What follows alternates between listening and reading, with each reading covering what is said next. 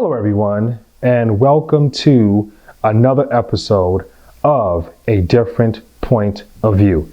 I'm Konate, your host, and without further ado, let's get into today's topic. So today's topic is going to ask a question. Is there a difference between serving God and serving the pastor? That is the question for today. And from my perspective, I think that they are two completely different things. Now, a lot of people think that they're one and the same, but I don't see them as one and the same as all. Now, for some people, if you look at it from a particularly logical point of view, you say, well, if you're serving the man of God, you are serving God. I get it.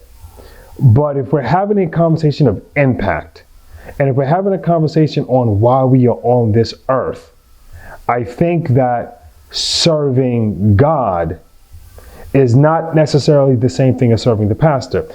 When I think of serving God, I think of serving the community.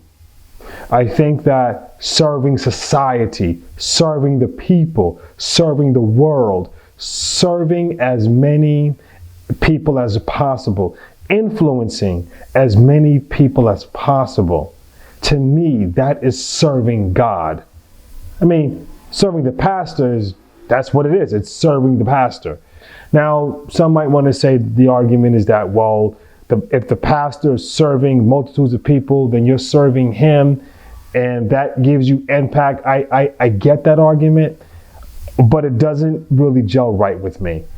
I think that as individuals, we need to see how we can serve as many people as possible. We need to look at impact and how many individuals are we influencing, and how many individuals are we changing their lives and making a difference. I think that's how we need to look at our time on earth. So just to give you another example of when we're having a conversation of impact and we're having a conversation of serving God as opposed to serving the pastor.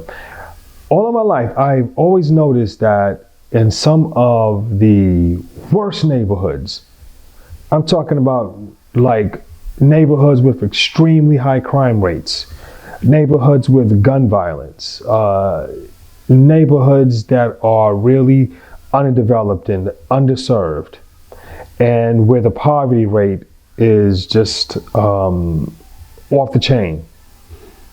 A lot of these neighborhoods have churches on every other corner. Some blocks may have as much as 2 or 3 churches.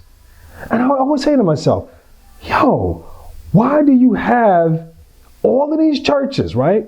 All of these people who love God and who want to do God's will and who pray in tongues and who are prayer warriors and who are ministers and prophetess and evangelists and psalmists and Dr. So-and-so, all the names that you can name, and there's no impact in the community.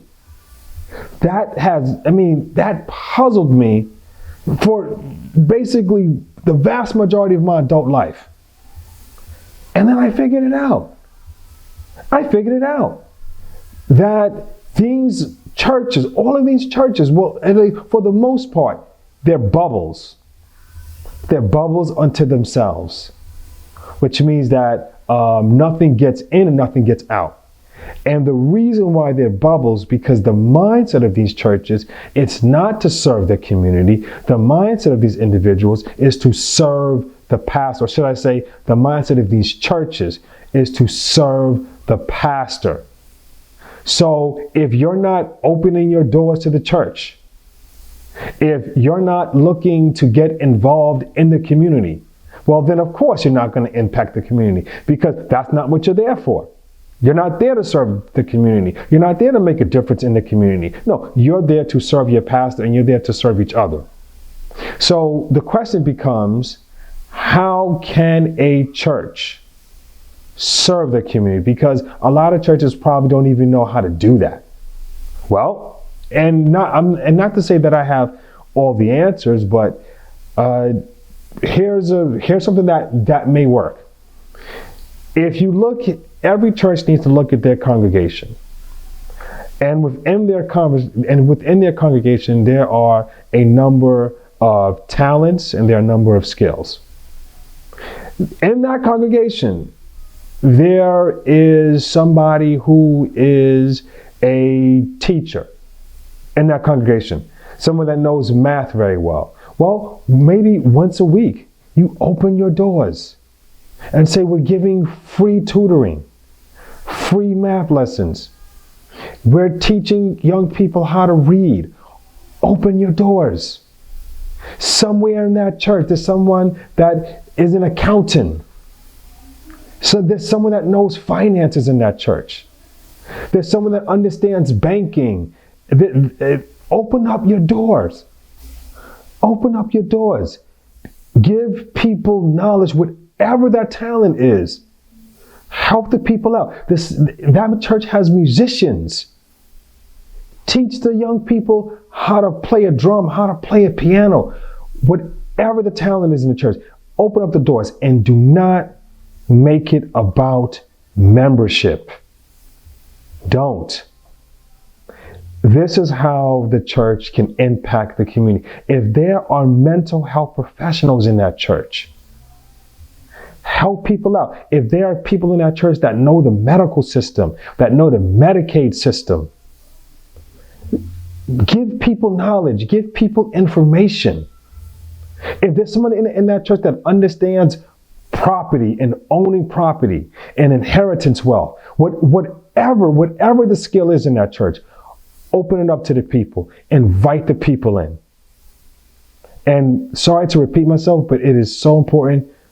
Do not make it about getting more members. If you are doing the right thing, if you are helping people, and if your intentions are right, all of those things will take care of itself. Issues of money, issues of finances, keeping the church doors open so that you can continue to serve the people, those things will take care of itself. Even if it's a thing where, listen, I'm sure these churches, they have women in there that know how to cook. Men too, that know how to throw down in the kitchen. Teach people how to cook. If there's people in the church that know how to lay down bricks, lay down tiles, know construction, teach people these skills. Open your doors to the people. That is how you impact the community, and that is how you serve God, not just the pastor. So, those are my thoughts. I would love to hear your thoughts.